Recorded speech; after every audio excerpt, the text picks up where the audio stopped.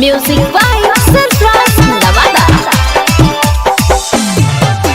कौना छौड़ा से ममिला तोरा से भैलौगे कहेला कौना छौड़ा से ममिला तोरा से भैलौगे गे छौड़ी से भैलौगे कौना कारण आवे में आजुले भैलौगे कौना कारण आवे में छौड़ी ले भैलौगे।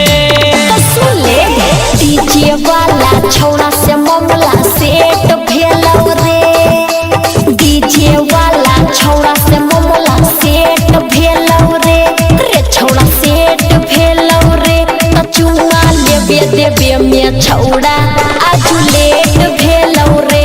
तो चुमा लेबे देबे में छौड़ा आजू लेट भेलौ रे।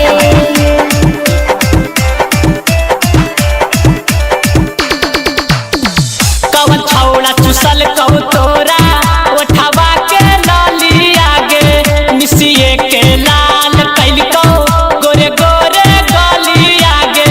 अरे की बताइयो आहिरवा छौड़ा चुसल गए उठवा के लोलिया रे। मिसिए के लाल कैल गए हमर दुनू गोलिया रे। चढ़ल जवानी के माजा भर पेट लेन्ही गे अरे हाँ रे चढ़ल जवानी के माजा भर पेट लेन्ही गे के छौड़ी पेट लेन्ही गे कवन छौड़ा से मामला तू से टकैन्ही गे कौना छौड़ा से मामला तू से टकैन्ही गे। डीजे वाला छौड़ा से ममला सेट भेलौ रे। डीजे वाला छौड़ा से ममला सेट भेलौ रे। रे छौड़ा सेट भेलौ रे। तो चुमा लेबे देबे में छौड़ा आजू लेट भेलौ रे। तो चुमा लेबे देबे में छौड़ा आजू लेट भेलौ रे।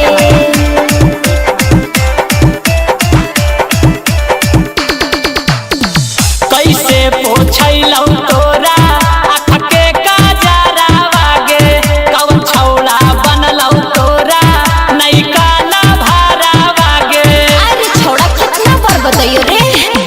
चुमा चाटी लेवे में छुटलै को जोरवा रे। डीजे सरफराज बनलै हमर लफोरवा रे। सिंटू दिलदार से छौड़ी तू भेंट कैन्ही गे अरे नहीं रे राइटर रोहित सिंह से छौड़ी भेंट कैन्ही गे अरे नहीं रे। छौड़ी भेंट कैन्ही गे कवन छौड़ा से मामला तू से टकैन्ही गे कौना छौड़ा से मामला तू से टकैन्ही गे। डीजे वाला छौड़ा से ममला सेट भेलौ रे। डीजे वाला छौड़ा से ममला सेट भेलौ रे। रे छौड़ा सेट भेलौ रे। तो चुमा लेबे देबे में छौड़ा आजू लेट भेलौ रे। तो चुमा लेबे देबे में छौड़ा आजू लेट भेलौ रे। कौना छौड़ा से ममिला तोरा से भैलौगे कहेला कौना छौड़ा से ममिला तोरा से भैलौगे गे छौड़ी से भैलौगे कौना कारण आवे में आजुले भैलौगे कौना कारण आवे में छौड़ी ले भैलौगे। तो सुन ले डीजे वाला छौड़ा से ममला सेट भेलौ रे। डीजे वाला छौड़ा से ममला सेट भेलौ रे। रे छौड़ा सेट भेलौ रे। तो चुमा लेबे देबे में छौड़ा आजू लेट भेलौ रे। तो चुमा लेबे देबे में छौड़ा